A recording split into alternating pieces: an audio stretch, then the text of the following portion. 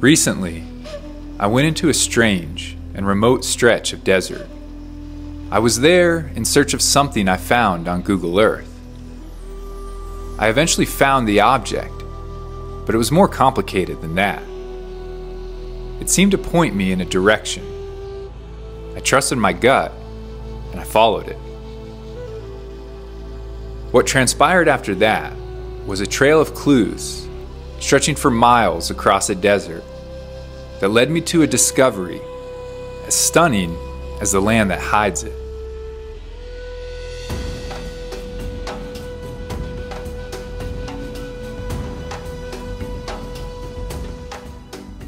But I didn't know any of this yet.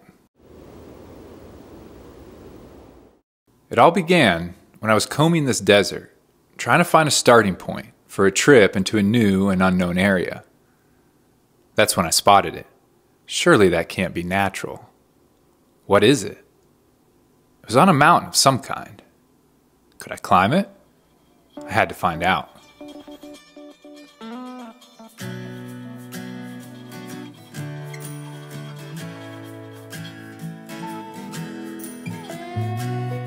So it's the evening before I'm gonna climb this thing, and I just pulled over this ridge. Look at this thing towering above the landscape.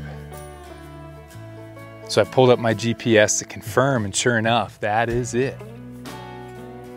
I mean, the immediate thought is just like, gosh, that is a striking landmark that just basically sits above everything else in this whole landscape. And that alone could be very important in terms of giving us a clue.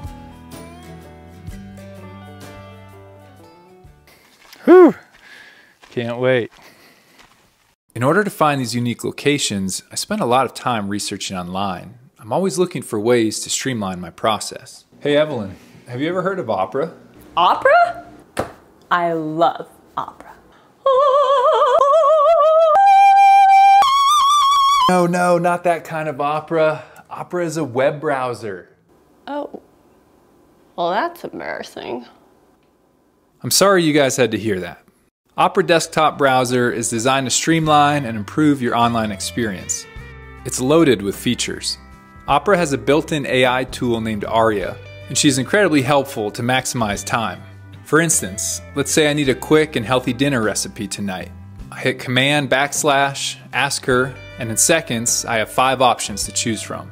With academic articles, ebooks, websites, so much online now, I spend a lot of computer time researching. Let's say I'm reading an article and I come upon a word I'm not familiar with. Using Aria, I can quickly get an explanation of what it is. It's a great way to get a general understanding of a concept and then use that for further research. With one click, you can detach a video and keep it playing while searching for something else. Lastly, they've created something called tab islands. Now you can easily organize them by similar themes, collapse them, and clean up your overall experience. I thank Opera for sponsoring this video and for elevating the web browsing experience. There's a link below in the description. It's completely free. There's no cost to download or use it. It's improved my online experience, and it might do the same for you. Driving in, I spooked a little group of pronghorn antelope. Second fastest land animal in the world, my friends. Second only to the cheetah. Some people call them speed goats here, jokingly.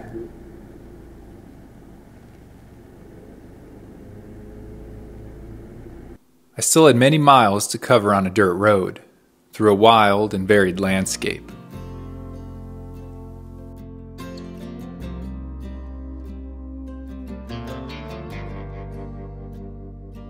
Arriving near the base of the mountain, I pulled into camp.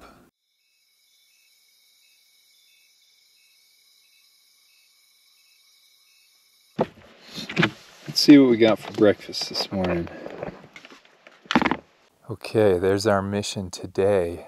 I'm thinking I'm gonna still take this old mining road a little further back just to look at the other side, because hiking in the shade sounds kind of nicer than hiking in the sun.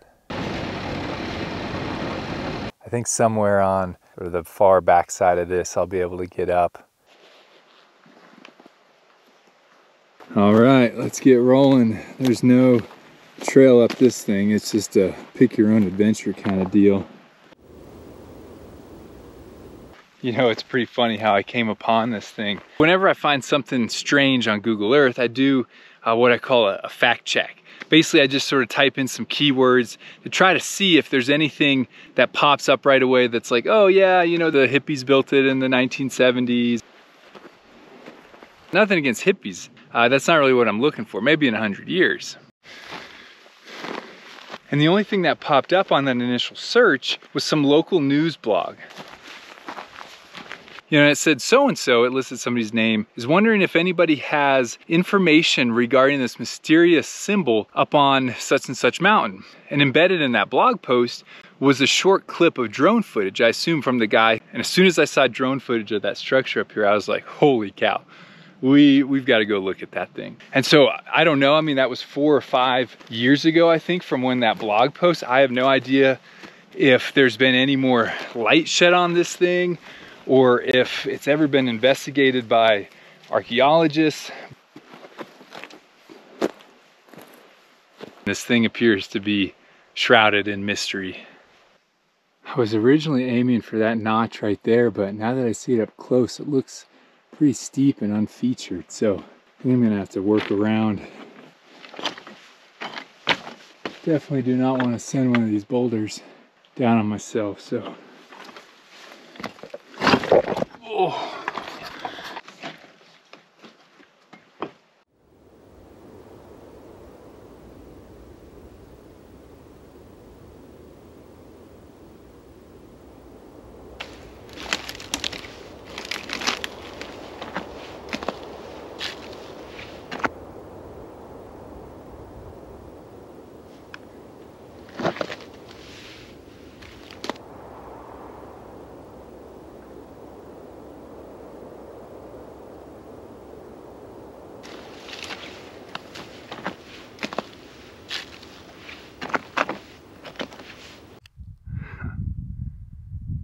There it is. I didn't expect this. There's a bunch of elk droppings up here. And they're old, but at some point in time they come up here. Well, well, well.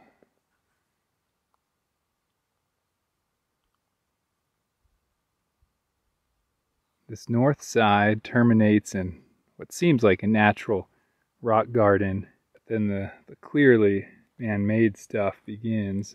It's interesting, like a little circle. There's another, it's like an inner circle, cairn of rocks in the middle there. Before I put the drone up, let me just go look on some of these boulders here, just make sure there's no rock art or anything like that. There's nothing obvious. I mean, from looking on the ground around the symbol, looking in the symbol itself, I mean, there's nothing really here.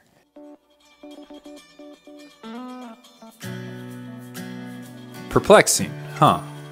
I got the drone up, knowing that would be the best way to get a sense of this thing. Let's start with the obvious. It looks a lot like a compass with the 4 cardinal directions. Here's the Google Earth imagery to show its orientation. You can see it isn't perfectly north-south, with this westerly arm shifted north.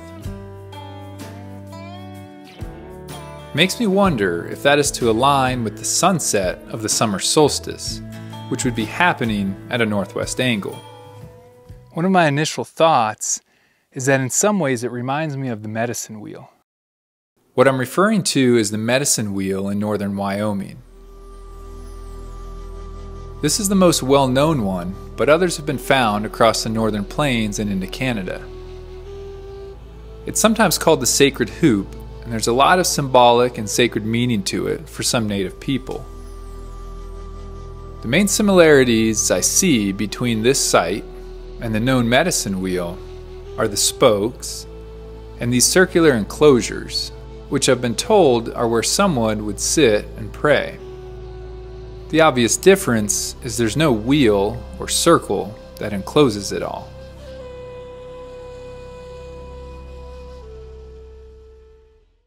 The south-facing end of the symbol has by far the largest circle structure, probably double if not triple that of the others.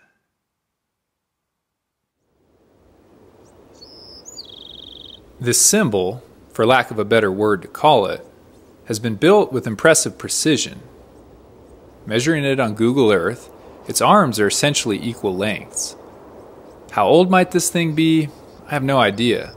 Dating medicine wheels has been controversial, but there's one up in Alberta, Canada, that is thought to be over 5,000 years old.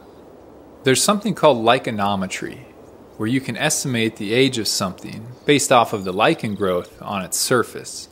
As I stared down, I wondered about this, although it's far above my pay grade.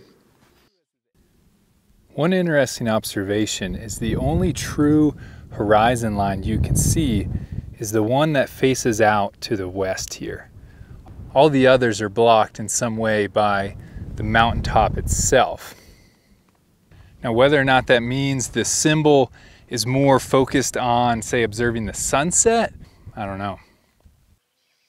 I stood considering this for quite some time, and that's when it hit me. Just had an interesting thought. I'm standing here just trying to follow that line out and see, is there anything on the horizon that's obvious? And I don't see anything, but I just remembered there are supposedly 2 petroglyph panels somewhere east of here. How curious would it be if those were in sort of perfect alignment with this structure? Let me explain this real quick. Basically, when I was doing my research, I learned of 2 petroglyph panels in this region. I went to mark them on my map. When I did that, I saw that even though they were about 8 miles apart, they were basically in line with each other in an east-west alignment. I thought, that's odd, but went on and forgot about it. As I stood on top of this mountain and stared westward, it dawned on me. What if it was all connected? And that's what this symbol pointed to.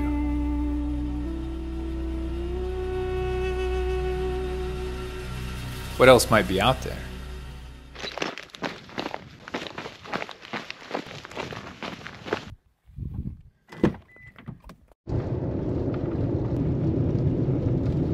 Alright guys, so this is pretty cool. Check it out. So I'm taking this dirt road into the vicinity of where I think some of the petroglyphs are. And I'm coming up over this ridge here, and I look out and I'm like, gosh, the mountain is very prominent from here. So I kind of slow down, taking that in, and I start looking on these cliffs down below. And the same face that might stick out to you watching this stuck out to me. So I pulled out the binoculars and I looked closer. And sure enough, there's petroglyphs on there. It's hard to miss the possible significance that this is in line with the symbol up on the mountain. In fact, it's kind of right there in the center of the screen. You can see the weakness and the slope that I came down. Coincidence or connection? Let's go try to find out. Look at this thing on the way down. That is a crazy looking arch.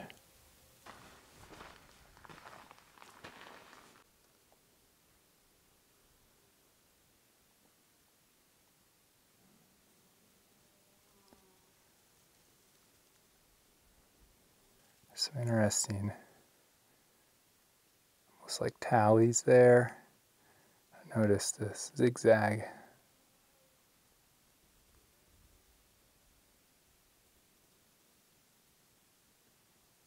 Curious to wander around this corner a bit.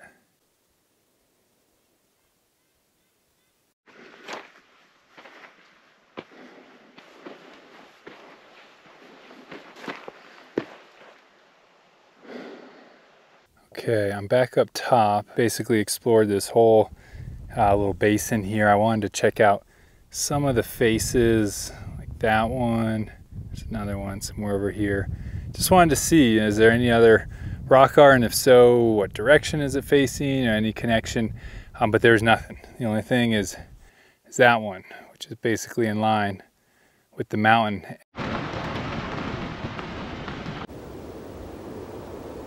Okay, so I came down further. Once again, you got the mountain pretty prominent, and I see that there are a lot of cliffs down here. So let's go check those cliffs out.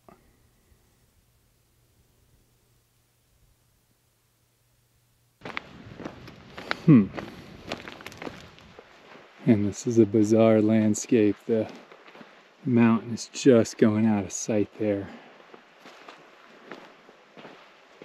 Spotting these things in this white rock is so tricky, and I don't even know if that's one. In some ways they look similar to the slashes that were over on that other site. The reason I came over this rock is because look, it's inside of that. But I'll be honest, natural or man-made, that's hard to say. Let me keep working down this edge. Wow, that's cool. Oh, there's something. Oh, wow. Huh. I was about to give up. Look at these. Moment of truth. So you are blocked from the mountain, but I mean that is the direction of it. So they face towards it. They're not in direct view of it, but I guess when you think about the others, they weren't either. They were just in line with it. You know, I had to take the drone and pop it above the.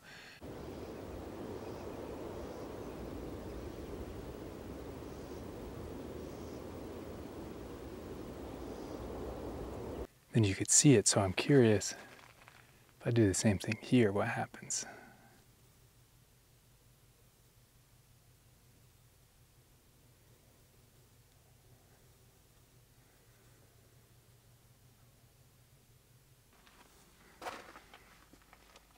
This right here kind of looks like a ladder to me, is reminiscent of what we just saw at that first site.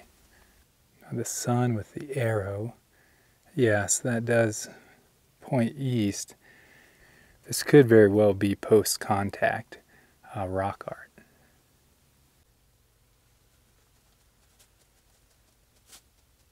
Keeps going on, it's all fairly similar. It seems to be representing a plant of some kind. Like three, I don't know.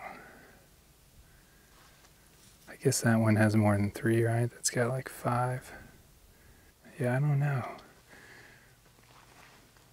There's more down here, maybe almost like a shield figure here. Oh wow, look at this one.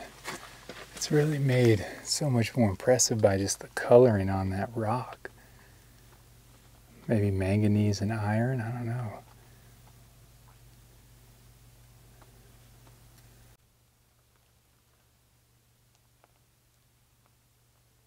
It keeps going on and on. I just keep working my way down, and man, I came up above to get the drone in the air. Notice there's a little rock wall here.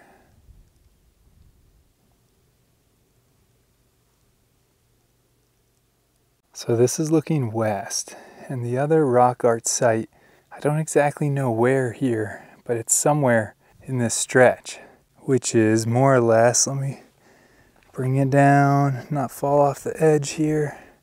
Bam. There's our mountain again. I came up here to fly the drone, and then I realized, well, I don't even need to because the rock art basically runs all along here, underneath me down there.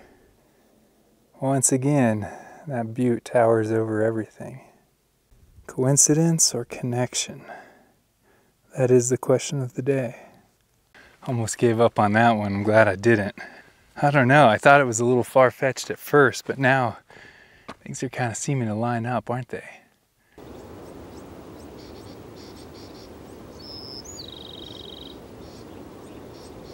Let me climb back to the car and we'll go try to hit that last spot before we lose daylight.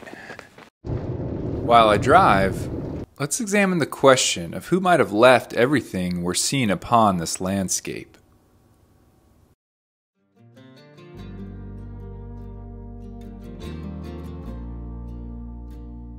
Although untold generations of people have used this desert, from the perspective of tribes that are still in existence today, this would be considered Shoshone and Ute territory.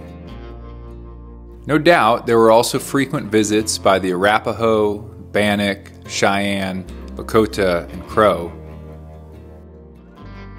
It's important to remember these weren't like modern-day national boundaries. Things were much more fluid and changed throughout time as people groups migrated. This area holds a lot of significance for those groups, in part because it sits upon a major animal migration route. This was a landscape crucial for a hunting and gathering lifestyle. I was getting progressively farther from the mountain. The final area I was going to visit was essentially the horizon line when I looked out from the top. Would the trend hold? What would I find at this last spot? Okay, third and final area. We've probably got hour of daylight left, just in the nick of time. Well, shouldn't come as a surprise at this point. There's our mountain again. I believe the canyon we were just in is right there in the center of the screen. Somewhere over there. There's the first set. The sun angle is making some odd shadows, but it's what we got. Definitely looks like a bison to me.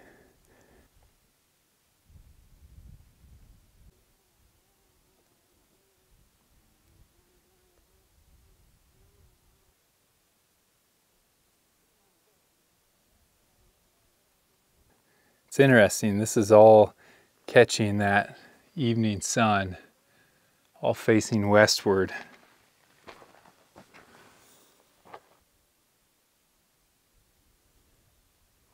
And there's just a ton of stuff here.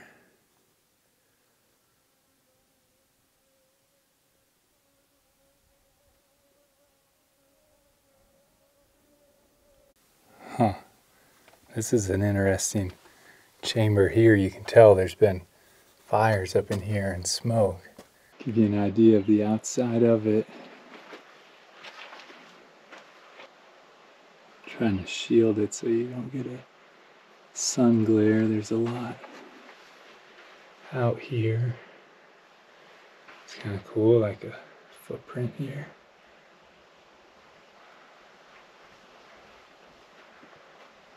Let's go see what's in here.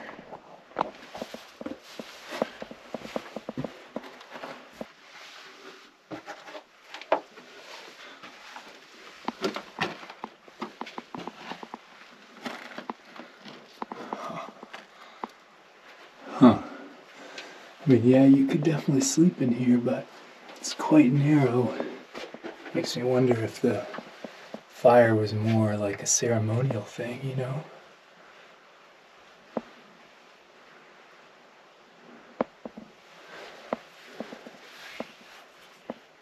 Maybe the remnants of the old fire.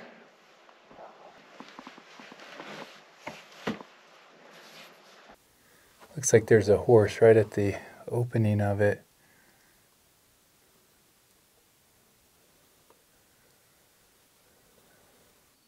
Oh, wow. This has got to be one of the cooler things. Like, look at that. It's like somebody gouged out a whole right hand.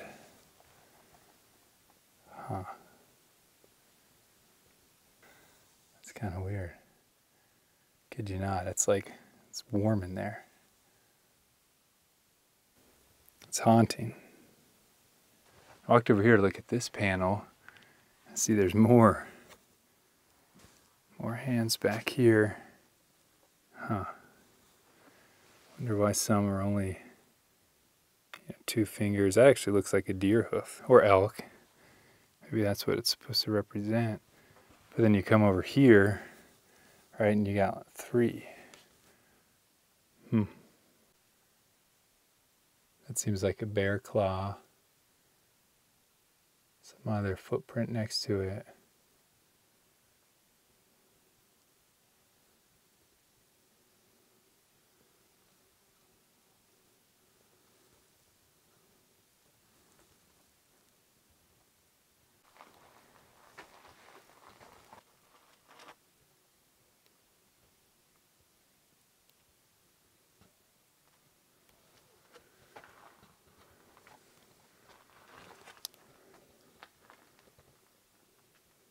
Well, I'd say it's time for the moment of truth.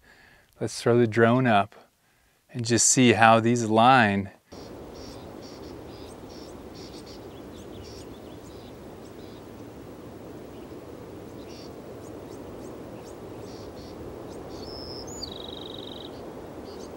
Once again, there was our mountain.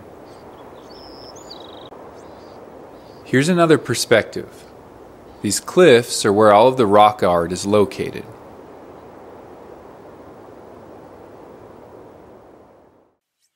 When I had stood on top hours ago and first had this idea, I thought it was a bit far-fetched.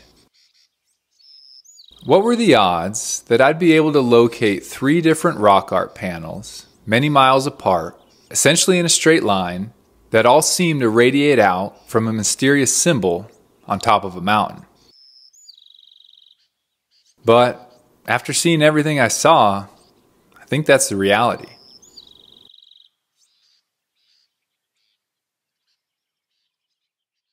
In reflection, this probably shouldn't come as a surprise. For the tribes who have called this place home for generations, the interconnectedness of the land, the people, and the animals was and is a core belief. I believe that's what I found on this trip. It's one thing to read about it and intellectually grasp it, but it's a profound experience to see it unfolding before you. I plan to return, in part because of a question I posed to myself on top of the mountain. And if they do line up, the next line of thought is, well, do these other directional markers point to something else?